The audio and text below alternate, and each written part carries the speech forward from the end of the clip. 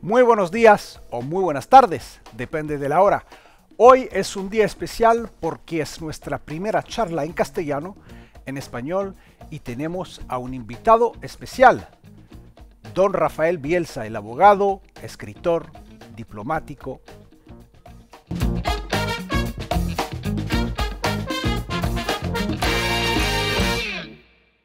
Muy buenas, bienvenidas, bienvenidos a la Universidad Digital de La Reunión. Hoy es un día especial, nuestra primera charla en español, y tenemos con nosotros a un invitado especial, don Rafael Bielsa, diplomático, abogado de profesión, escritor, fue ex canciller de la República de Argentina. Muy buenos días, don Rafael, ¿cómo está usted? Buenos días, ¿cómo está usted? Salim, un gusto de verlo. Muy bien, gracias. Hoy vamos a hablar de usted, don Rafael, de su vida, de su trayectoria política. Ahora, ¿qué sabemos de don Rafael Bielsa? Sabemos que nació usted en el seno de una familia de eminentes abogados. Usted se implicó también muy joven en la lucha contra la dictadura de los generales que rompió el orden constitucional en Argentina en 1976. Usted fue detenido, fue torturado, encarcelado, compartiendo así la suerte de miles de opositores. Luego, con el retorno de la democracia, usted ejerció como abogado y entró en política, protagonizando una brillante carrera. Fue ministro de Relaciones Exteriores en el gobierno Kirchner y luego diputado. Actualmente, don Rafael Bielsa es el embajador de Argentina en Chile. Es también un prolífico escritor, autor de numerosos libros, entre ellos el bestseller, Lawfare. Rafael Bielsa es también un agudo observador de las relaciones internacionales que sabe analizar con experiencia Argentina, América Latina y el actual surgimiento de un mundo multipolar. Vamos a hablar de todo eso. Empecemos, don Rafael, con la primera pregunta. Usted nació en Rosario, Argentina, en el seno de una familia importante, como hemos dicho. Su padre era un eminente abogado y su abuelo era un jurista de primer nivel. ¿Qué recuerdos tiene de su infancia? Bueno, recuerdos muy hermosos porque mi infancia se dividía, transcurría en los meses digamos, donde uno va al colegio, en los meses lectivos. Yo disfrutaba mucho de la biblioteca de mi abuelo, que era una biblioteca amplísima, una biblioteca de 30.000, 40.000 volúmenes, muy grande. Y bueno, de allí me quedó el hábito, creo yo, de la lectura. Y después en verano me iba al pueblo donde había nacido mi madre, que es un pueblo en la provincia de Córdoba, un pueblo mediterráneo, Morteros, pueblo entrañable. De modo que yo recuerdo esa infancia como una infancia muy feliz. Realmente eso duró hasta los 12 años, hasta que comenzó la secundaria, el colegio secundario. ¿Quiénes eran, don Rafael, sus principales fuentes de inspiración de joven? Bueno, a ver, yo leía, había una colección en Argentina, se llamaba la colección Robin Hood. Era una colección de historietas, digamos, de libros de aventuras, de textos de aventura. Mucho Salgari. Y entonces yo tenía la cabeza llena de eso, ¿no? Del tigrecito de Montparnasse, de Borneo, de Java.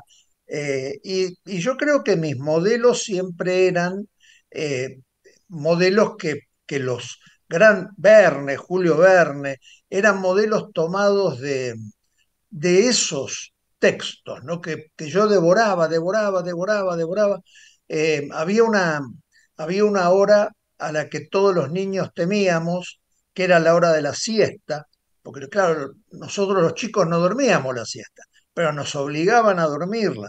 Entonces yo ahí me aferraba a algún libro, me ponía en la sombra, y leía. Entonces tenía siempre la cabeza, hay una versión del Quijote de la Mancha que está ilustrada por Gustave Doré, y hay una ilustración que la estoy viendo, que es él con pilas de libros y como con un humo que le sale de la cabeza donde está Dulcinea, villanos, etcétera, etcétera. Bueno, yo era un poquito así de niño y siempre fue eso lo que eso lo que me atrajo, ¿no? Y siempre entre el mundo, digamos, de la opulencia y el mundo de la, ¿cómo decirle? El mundo, hay una palabra en Argentina que está muy connotada, trabajador, ¿no? Eso es una palabra que mezcla lo proletario con lo escaso de recursos económicos. Yo siempre me inclinaba por ese mundo y me gustaba ese mundo. Entonces, eso un poco forjó una responsabilidad, una manera de ser, digamos. Luego usted integró, don Rafael, la Juventud Peronista Universitaria a los 18 años. ¿A partir de cuándo empezó a tener inquietudes políticas? ¿Cómo se definiría políticamente? Bueno, a ver, las inquietudes políticas vinieron por el lado de la religión, porque yo era católico apostólico romano, entonces había en aquellos años, los 60, los tempranos 60, había una gran vocación por ayudar a los que menos tenían. Entonces, claro, la periodicidad de la visión de los que menos tenían, cómo vivían, eh, me fue acercando a modos disruptivos de la política. En una época donde la violencia estaba legitimada, digamos, había una frase que se decía, la violencia de arriba genera la violencia de abajo. No sé en qué medida esa frase ha perdido actualidad. Me parece que todavía es actual. Entonces allí, muy temprano, a los 15 años, 14 años, ya empecé a leer algunos textos de posguerra, a Camus, algunas, algunas lecturas me fueron llevando a mi posición política que la adopté muy tempranamente. Yo soy peronista. En Argentina se dice nacional y popular. Esto quiere decir, digamos, no cipayo, no, no, no, no inclinado a copiar modelos extranjeros, y popular en el sentido de lo multitudinario, de lo no individualista. En otros países lo mismo se llama progresismo. Por ejemplo, acá en Chile se lo llama progresismo. Este, y nunca me moví de ese lugar, nunca, nunca. En todo caso, y al revés de lo que suele suceder, a medida que transcurrían los años, yo me iba radicalizando más. Es decir, eh, el paso de los años no me moderó ideológicamente, sino que acentuó las convicciones, las viejas convicciones, ¿no? Que a lo mejor no, no, no serían recetas viables hoy, pero lo que le quiero decir es que sigo pensando lo que pensaba. Como la canción de Silvio Rodríguez, El Necio. Es verdad. Yo me muero como viví. Yo me muero como viví. Don Rafael, usted me abre el camino para la siguiente pregunta. ¿Qué representaron el Che y la Revolución cubana para los jóvenes de su generación? Bueno, a ver,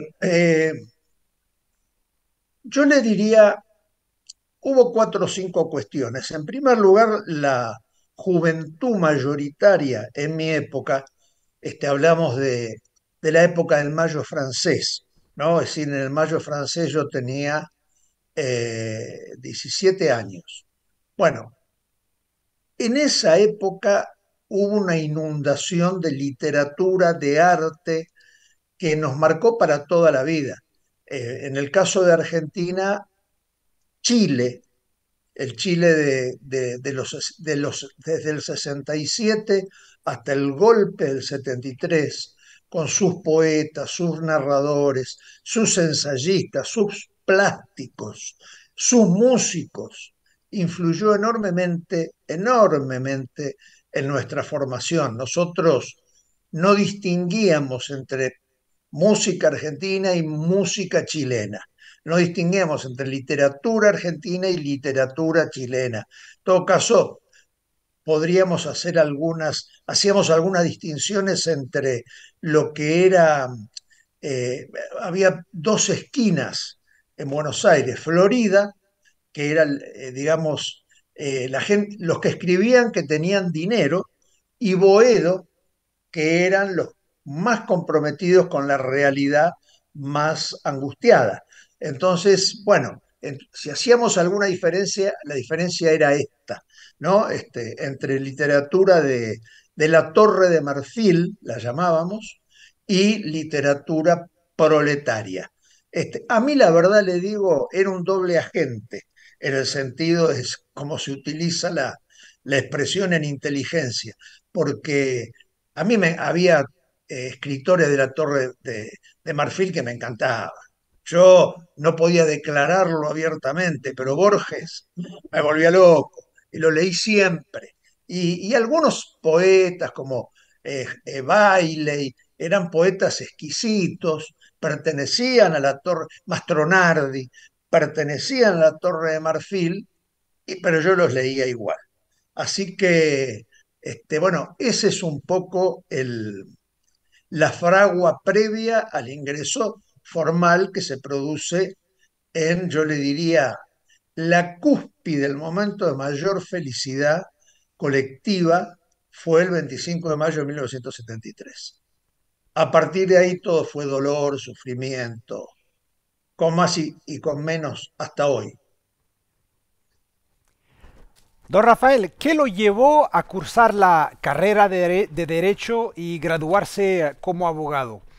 ¿La tradición familiar, Mire, un interés por la rama o un poco de ambas no, cosas?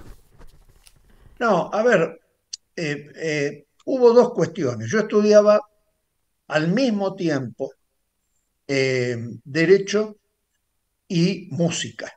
Estudiaba música en un conservatorio público, estudiaba dirección de orquesta, pero no era talentoso, no era un músico talentoso. Cuando uno eh, cursa la carrera de música y ve a los verdaderamente talentosos, eh, si uno busca la excelencia, yo era más bien laborioso, pero no talentoso. Entonces, si bien me dediqué y cursé la carrera de Derecho ganándome el dinero como en parte como músico, no era un músico como me hubiese gustado ser. Entonces, cuando me metieron preso, me secuestraron, cuando salí, cuando me liberaron, me quedé, tenía unos meses ahí, digo, bueno, voy a terminar algo. Estudiar música no se termina nunca, ni siquiera se termina con el conservatorio. Entonces dije, voy a terminar derecho. Y terminé derecho para tener un título. Pero además estudiar derecho y ser abogado es una cosa muy simple.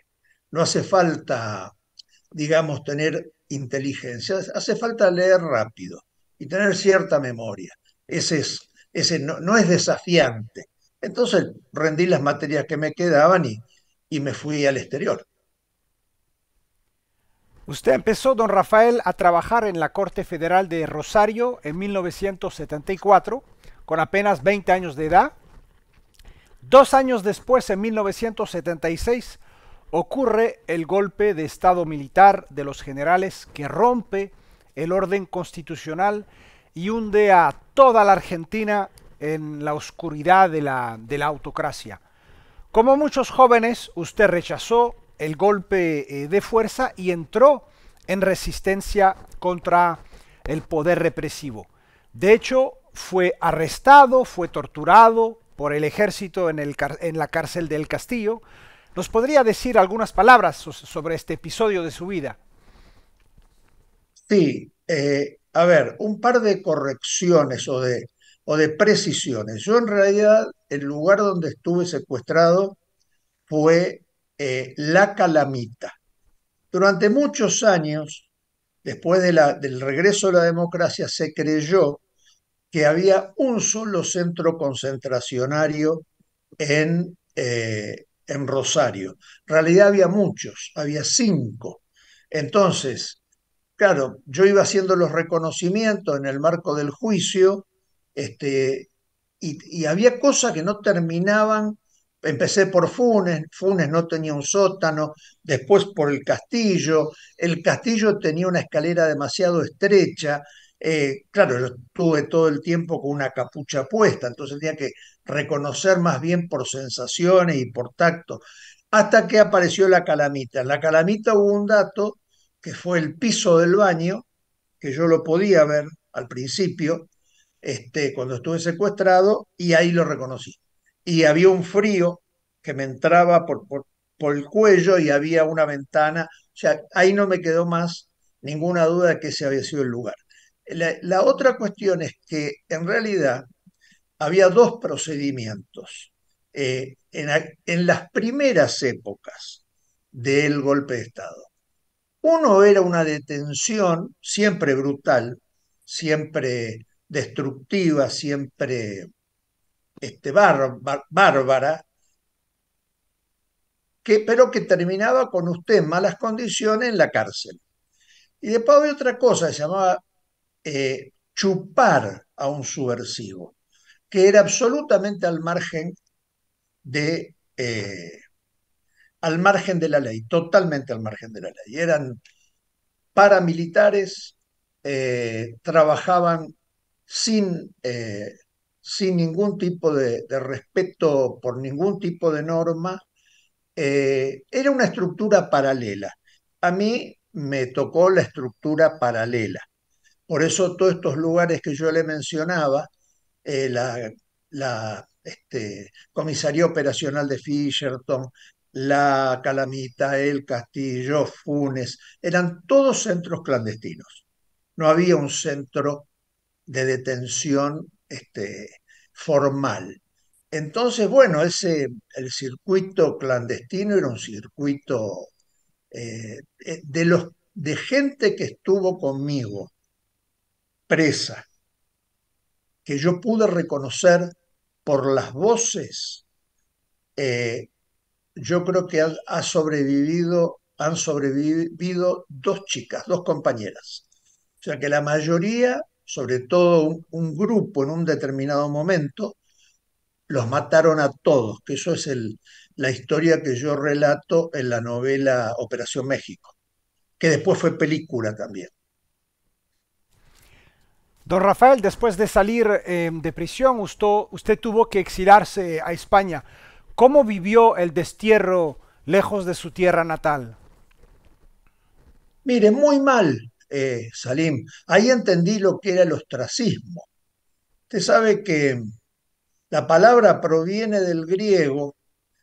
Cuando querían expulsar a una persona, podía ser por su mala conducta, podía ser por mala administración, etcétera, etcétera, tomaban unos pedacitos de cerámica, estaban tirados en el piso, y en ese pedacito de cerámica escribían el nombre de la persona que querían mandar al ostracismo. Se juntaban esas piedritas con los nombres y, y ahí yo aprendí la enorme diferencia entre irse sin poder volver e irse para volver, ¿no?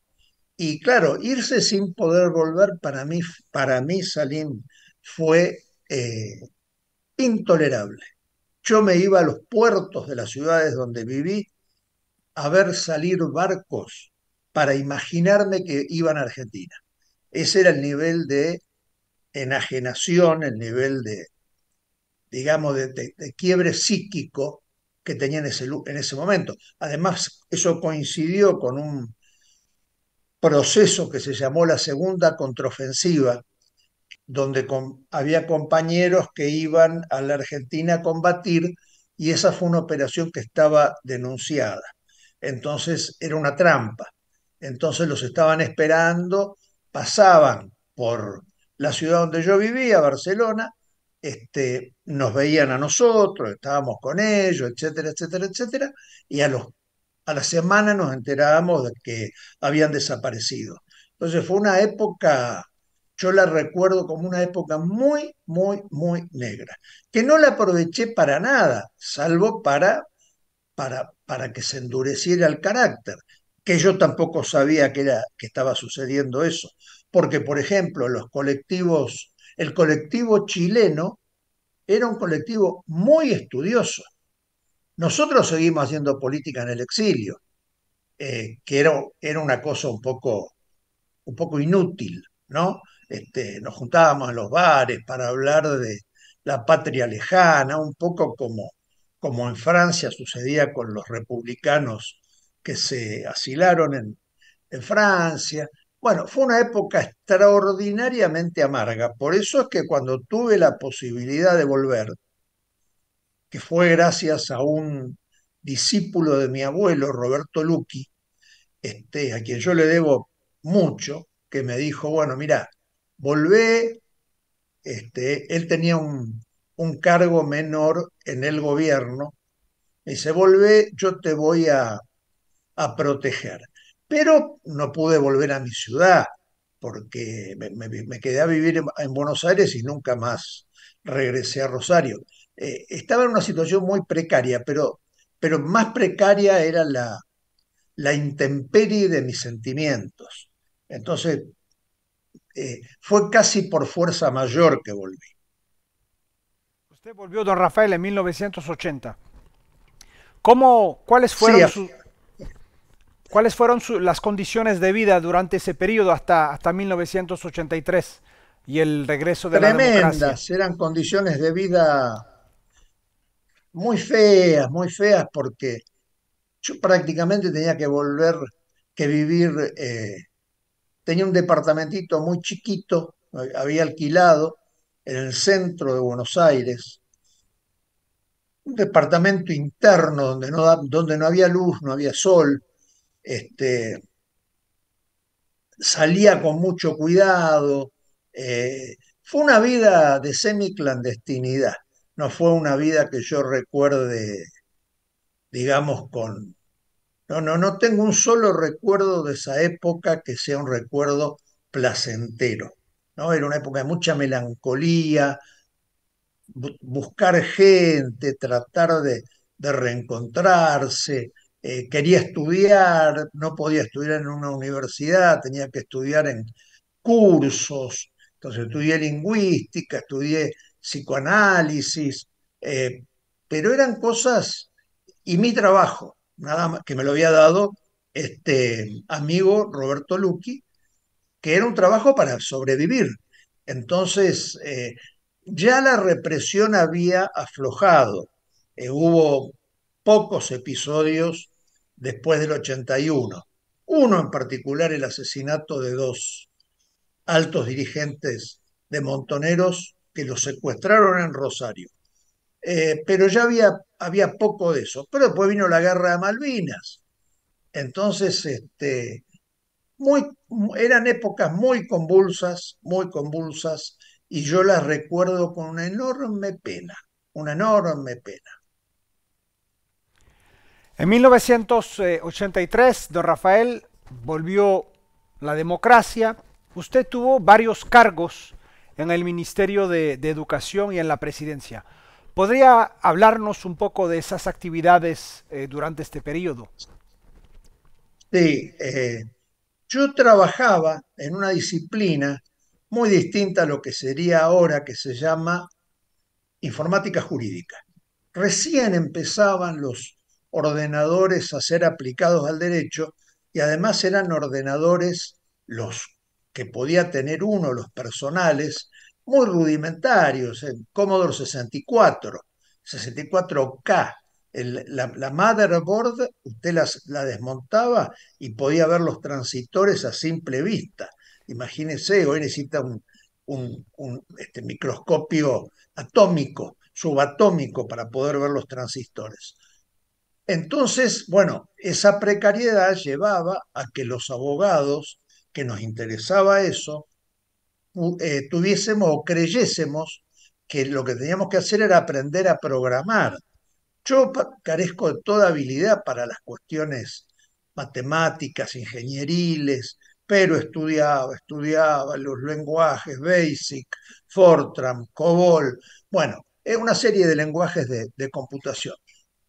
Pero había algo para lo que eran buenas las computadoras, para almacenar la legislación, que era enorme.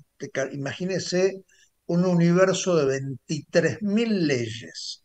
Entonces, esas leyes había que leerlas, había que ponerles unos descriptores y usted las almacenaba y las podía buscar bastante eficientemente con un gran ordenador, con un gran centro de cómputos. Entonces, lo que hoy son los ordenadores personales, en aquel momento se llamaban terminales remotas, que estaban conectadas directamente al centro de cómputos. Y entonces me dediqué a eso. En el 85 y 86 me fui a vivir a Italia. Ahí me di cuenta, a estudiar, ahí me di cuenta de la diferencia entre irse porque te tenés que ir e irse pudiendo volver, porque fue una experiencia completamente distinta. Yo disfruté mucho de esos 2 años, aprendí mucho, fue una vida mucho más celebratoria. Ahí me enamoré perdidamente de Roma, perdidamente. Creo que es el lugar en el mundo donde me gusta estar. Hace poquito volví, después de 5 años de no ir, porque entre la pandemia, el trabajo, etcétera, etcétera, no había podido viajar. Y bueno, fue un coup de fútbol, ¿no? Otra vez como la primera vez. De modo que fueron 2 buenos años. Y después volví, me nombraron subsecretario, que es un cargo como de viceministro de Asuntos Legislativos, hasta que llegó lo que se llamó con el menemismo. Fue una experiencia peronista, pero este, eh, digamos que receptaba el consenso de Washington y receptaba el liberalismo expresado por la Escuela de Chicago, Milton Friedman, etc.